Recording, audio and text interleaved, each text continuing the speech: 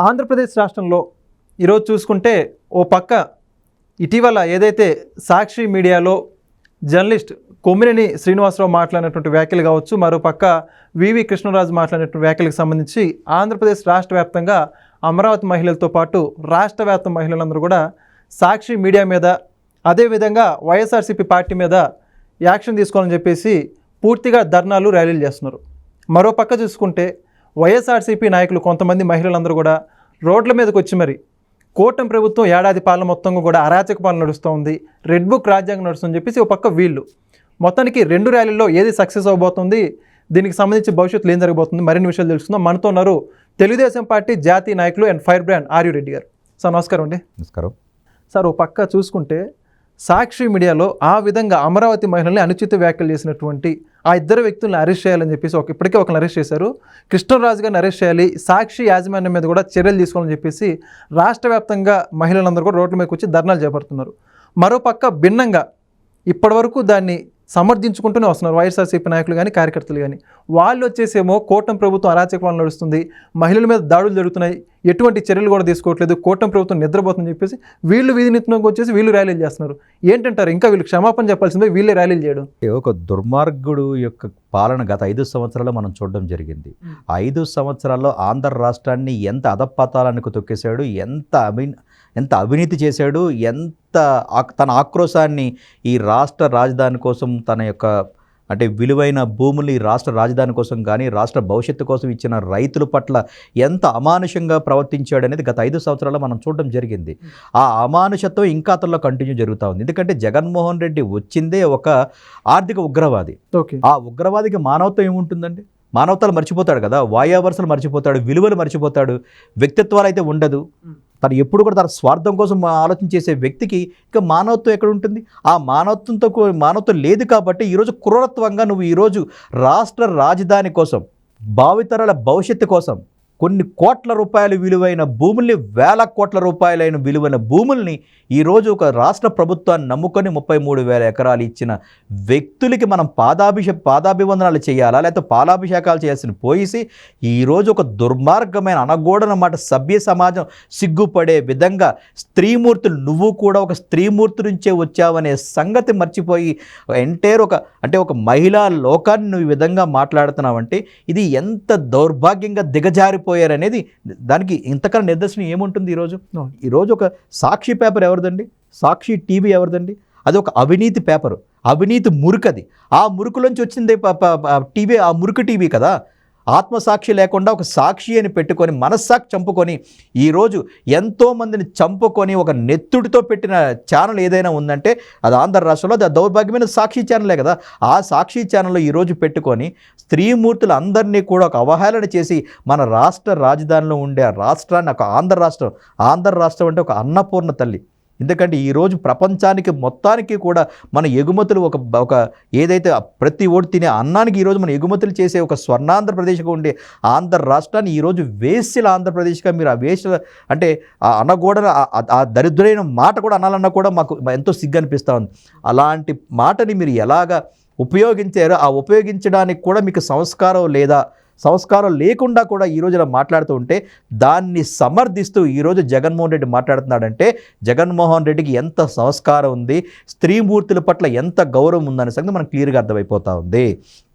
ఈరోజు ఒక ఛానల్ పెట్టుకొని, ఒక పేపర్ పెట్టుకొని దానికి ఒక జర్నలిజం ముసుగు తరిగి వాళ్ళ జర్నలిస్టులో తెలియట్లేదు, గాడిదలో తెలియట్లేదు. మనుషులకు పుట్టారా గాడిదలకు పుట్టారో తెలియకుండా ఈ గాడిద నాకు మాట్లాడే మాటలు ఈరోజు ప్రతి ఒక్క వ్యక్తికి ఆవేశాన్ని తీసుకొస్తూ ఉన్నాయి.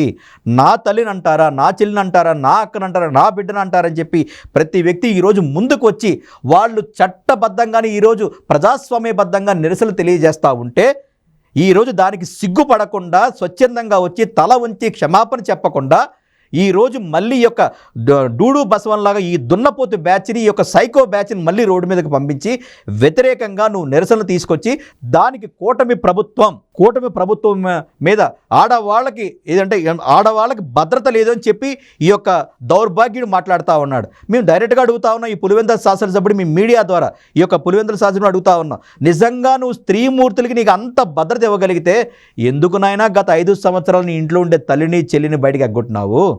దానికి సమాధానం చెప్పయ్యా జగన్మోహన్ రెడ్డి. ఆ రోజు నీ సొంత చెల్లి, నీ రక్తం పంచుకుపుట్టున్న చెల్లి చెంగు చాచి చెంగు పట్టుకుని నాకు న్యాయం చెయ్యన్నా అంటే నువ్వు దున్నపోతు నిద్రపోయినావా జగన్మోహన్ రెడ్డి?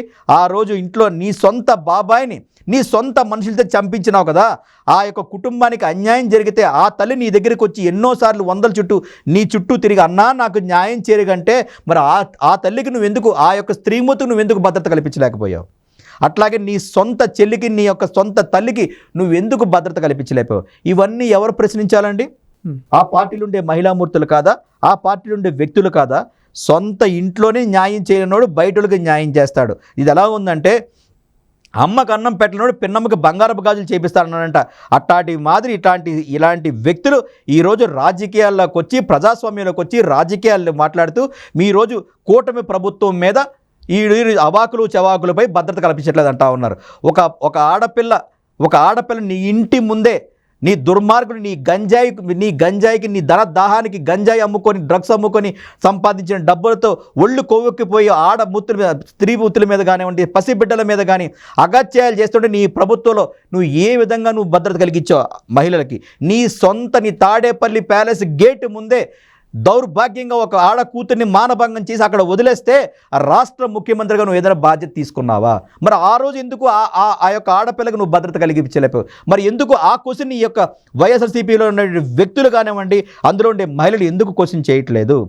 సొంత జగనన్నే అడగమని చెప్పండి. ఎందుకన్నా జగనన్న మా విజయమ్మని, మా షర్మిలమ్మని, మా సునీతమ్మకి నువ్వు ఎందుకు భద్రత కల్పించలేకపోయి, ఎందుకు న్యాయం చేయలేకపోయావని ఎందుకు ఈ మహిళామూర్తులు అడగట్లేదు? దయచేసి ఆ వైఎస్ఆర్సీపీ పార్టీలో ఉండే కార్యకర్తలు కానివ్వండి, మహిళలు కానీ వాళ్ళు అర్థం చేసుకోవాలి. వీళ్ళందరికీ మేము తెలియజేసేది ఒకటి, జగన్మోహన్ రెడ్డికి కానీ పత్రికాముఖంగా వీళ్ళందరికీ తెలియజేసింది ఒకటి, ఇక్కడ ఉండేది కూటమి ప్రభుత్వం. నరేంద్ర మోడీ గారి యొక్క స్ఫూర్తితో, పవన్ కళ్యాణ్ గారి యొక్క శక్తితో, చంద్రబాబు నాయుడు గారి ఈ యొక్క యుక్తితో ఈరోజు ప్రభుత్వం కూటమి ఏర్పడింది. ఈ ప్రభుత్వం మీద ప్రతి ఒక్కరికి కూడా కాశ్మీర్ నుండి కన్యాకుమారి వరకు, ఇచ్చాపురం రేంజ్ నుంచి తడ బోర్డర్ వరకు ప్రతి ఒక్క వ్యక్తికి, ప్రతి ఒక్క నియోజకవర్గ వ్యక్తికి, అది పార్టీలకి సంబంధం లేకుండా, ప్రాంతాలకు సంబంధం లేకుండా, ప్రభుత్వం వేరు పార్టీలు వేరు, ప్రభుత్వ విధానాలతో చట్టబద్ధంగా ఈరోజు ప్రతి పౌరుడికి, ప్రతి మహిళకి భద్రత కల్పిస్తూ సంవత్సర పరిపాలన చేస్తూ ఈరోజు మీరు చేస్తున్న గంజాయి బ్యాచ్ని విడతల వారీగా, శాఖల వారీగా, దశల వారీగా విరమించుకుంటూ మళ్ళీ ప్రజానికాన్ని మామూలు స్థితికి తీసుకొచ్చిన ఘనత ఈరోజు ఎవరికైనా ఉందంటే ఈ ఆంధ్ర రాష్ట్రంలో శ్రీ గౌరవ నారా చంద్రబాబు నాయుడు గారు ఉందన్న సంగతి మీరు గుర్తించుకోవాలి. ఆంధ్ర రాష్ట్రంలో ప్రతి ఒక్కరికి భద్రత ఉంది కాబట్టి గడిచిన సంవత్సరంలో మీ యొక్క 5 సంవత్సరాల పాలన దుర్మార్గ పాలన నడిస్తే గడిచిన సంవత్సర కాలంలో భద్రత ఉంది కాబట్టే బయట దేశాల నుంచి కానివ్వండి, బయట రాష్ట్రాల నుంచి కానీ ఎంతోమంది పారిశ్రామికవేత్తలు కానీ, పారిశ్రామికవేత్తలు కానీ, మహిళా పారిశ్రామికవేత్తలు ఈరోజు ఆంధ్రప్రదేశ్లోకి వచ్చి పెట్టుబడులు పెట్టి ఇక్కడ ఉండే యువతకు కానీ, యువకులకి భద్రతను కల్పిస్తూ యువకులకి ఉద్యోగ ఉపాధి అవకాశాలు ఇస్తున్నారంటే దానికి మించిన భద్రత కానీ, దానికి మించిన నిదర్శనం కానీ ఇంకా ఏమైనా ఉందా అని ఈ యొక్క అనకూడదు, ఇలాంటి దుర్మార్గాలు ఆలోచన చేసుకోవాల్సిన అవసరం ఉంది. కాబట్టి ఇది ఎప్పుడు కూడా జగన్మోహన్ రెడ్డి ఎప్పుడు కూడా ఒక యొక్క ఆదర్శం ఏదైనా ఉందంటే దాన్ని వినాశనం చేయాలనుకుంటాడు. ఒక అభివృద్ధి ఉందంటే దాన్ని వినాశనం చేసుకొని దాని మీద నేను పైకి ఎదగాలనుకునే కోరికతోనే, దుర్మార్గమైన కోరికతోనే ఈరోజు ప్రభుత్వం మీద కానివ్వండి, అమరావతి మీద వ్యక్తులు కానివ్వండి, అంటే రాష్ట్ర రాజధాని కోసం ఇచ్చిన రైతమ్మల కోసం కానీ, అంటే అతని యొక్క అక్కసును కక్కుకొని నోటికి ఏదొచ్చి అది మాట్లాడేసి ఈ ప్రజల్లో మళ్ళీ విధ్వంసం తీసుకురావాలి, మళ్ళీ చిచ్చు పెట్టాలి. ఎందుకంటే ప్రజలు బాగుపడకూడదు, ప్రజలకి 3 పూట్ల తిండి వెళ్ళకూడదు, నిరుద్యోగులకు ఉద్యోగ అవకాశాలు రాకూడదు, నిరుపేదలకి 3 పూట్ల తిండి వెళ్ళకూడదు, అట్లాగే వికలాంగులకు కానీ, అంటే సంక్షేమ పథకాలు కానీ, వృద్ధాప్య పెన్షన్లు కానీ పోకూడదు, ఉద్యోగస్తులకి నెలకి వాళ్ళకి జీతాలు వెళ్ళకూడదు. ఎందుకంటే ఇవన్నీ జరిగితే తిరిగి ఈ ప్రజలను నా 11 సీట్లు నాకు గతంలో ఇచ్చారు, ఆఖరికి కనీసం నాకు ప్రతిపక్ష హోదా కూడా లేదని సంగతి జగన్మోహన్ రెడ్డి మర్చిపోతా ఉన్నాడు. నీకు ఇంకా సిగ్గు అనేది ఇంకా ఉందా లేదా నాకు అర్థం కావట్లేదు. అసలు నీకు ప్రతిపక్ష హోదా ఎందుకు ఇవ్వలేదు? 151 సీట్లు ఇచ్చి 2019లో నీకు ఒక అత్యంత మెజారిటీ ఇచ్చి ఆంధ్ర రాష్ట్రాన్ని పాలించవయ్యా అని చెప్పిన ఈ ఆంధ్ర రాష్ట్ర ప్రజలు తిరిగి 2024లో కనీసం నువ్వు దేనికి, ఆఖరికి ప్రతిపక్ష హోదా కూడా పనికిరావని చెప్పి, నువ్వు దేనికి పనికిరాని యొక్క వ్యక్తి అని చెప్పి మూలపాడేసి ఒక టిష్యూ పేపర్లో మూలపాడేస్తే కనీసం నీ దాంట్లో కూడా ఆత్మ పరిశీలన చేసుకోకుండా ఈరోజు దుర్మార్గంగా నువ్వు ప్రవర్తిస్తున్నావంటే జగన్మోహన్ రెడ్డి యొక్క సైకో విధానం కానివ్వండి, జగన్మోహన్ రెడ్డి యొక్క మానసిక పరిస్థితి ఏంటో అనేది మీరు అందరూ అర్థం చేసుకోవాల్సిన అవసరం ఉంది. ఈ రాష్ట్ర ప్రజలు అర్థం చేసుకున్నారు కాబట్టే ఈరోజు నువ్వు ఆంధ్ర రాష్ట్రం కోసం కానివ్వండి, ఆంధ్ర రాష్ట్ర రాజధాని కోసం అంటే రాష్ట్ర రాజధాని కోసం ఇచ్చిన భూములు ఇచ్చిన రైతమ్మలు కానీ రైతులు కానీ ఈరోజు ప్రజాస్వామ్యంగా నిరసనలు తెలుపుతూ ఉన్నారు. మేము ఈ యొక్క అంటే మీడియా ద్వారా జగన్మోహన్ రెడ్డి అడుగుతా ఉన్నాం, రాష్ట్ర రాజధాని కోసం కొన్ని వేల కోట్ల రూపాయలు, కొన్ని వేల ఎకరాలు ఈ రాష్ట్ర రాజధాని కోసం ఇచ్చినారు కదా, సామాన్యులు ఇచ్చినారు కదా. మరి ఈ రాష్ట్రంలో నువ్వు ఓట్ల కోసం నోట్ల కోసం నువ్వు జనాల మధ్యకి వచ్చి ఒక్క ఛాన్స్ అని చెప్పి అఖండమైన మెజార్టీ తీసుకున్నావు కదా. ఏనాడైనా సరే ఈ రాష్ట్రం కోసం ఒక్క ఎకరం కానీ ఒక్క గజం ఏ రోజైనా ఈ రాష్ట్రం కోసం ఇచ్చినావా ఎప్పుడైనా జగన్మోహన్ రెడ్డి? దానికి సమాధానం చెప్పు. దానికి సమాధానం చెప్పకుండా, సిగ్గుపడకుండా, ఈరోజు సిగ్గు విడిచి ఈరోజు రాష్ట్ర భవిష్యత్తు కోసం, భావితరాల భవిష్యత్తు కోసం తన యొక్క ప్రాణం కన్నా మిన్నగా ప్రేమించే భూమిని దారాదత్తం చేసిన వ్యక్తులను అవగాహన చేస్తూ ఉంటే సిగ్గుపడి ఈరోజు తల వంచి, ప్రజాస్వామ్యానికి తల వంచి ఈ ప్రజల ముందు క్షమాపణ చెప్పకుండా ఈరోజు నువ్వు కానీ నీ యొక్క సతీమణైనటువంటి భారతిరెడ్డి గారు కానీ ఈరోజు ప్రజల ముందుకు రాకుండా దాన్ని సమర్థించుకుంటున్నారంటే అసలు మీరు ఈ ప్రజాస్వామ్యంలో ఉండడానికి అర్హులా? మీ యొక్క మీడియా ద్వారా జగన్మోహన్ రెడ్డిని అడుగుతా ఉన్నాం.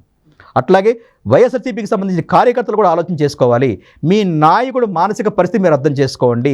మొదటగా మీరు గతంలో జరిగిన 5 సంవత్సరాల పాలన మీరు ఒకసారి గుర్తు చేసుకొని మహిళల పట్ల ఎవరు భద్రతగా ఉన్నారు, ఈరోజు మహిళలాగా ఉన్నారు, ఆనాడు 5 సంవత్సరాల క్రితం మహిళలు ఎలా ఉన్నారనే సంగతి మీరు అర్థం చేసుకోండి. ఈరోజు మీ నాయకుడు ఆడిన మాటలకు డూడు బసంలాగా మీరు మాట్లాడితే ఆఖరికి మీ ఇంట్లో వాళ్ళు కూడా మీరు క్షమించారని మీరు అర్థం చేసుకోవాలన్న సంగతి మీ ద్వారా తెలియజేస్తూ ఉంటాం. ఓకే, మొత్తానికి చాలా చక్కగా ఎక్స్ప్లెయిన్ చేశారు sir. Thank you so much. Please subscribe to Leo news for more videos.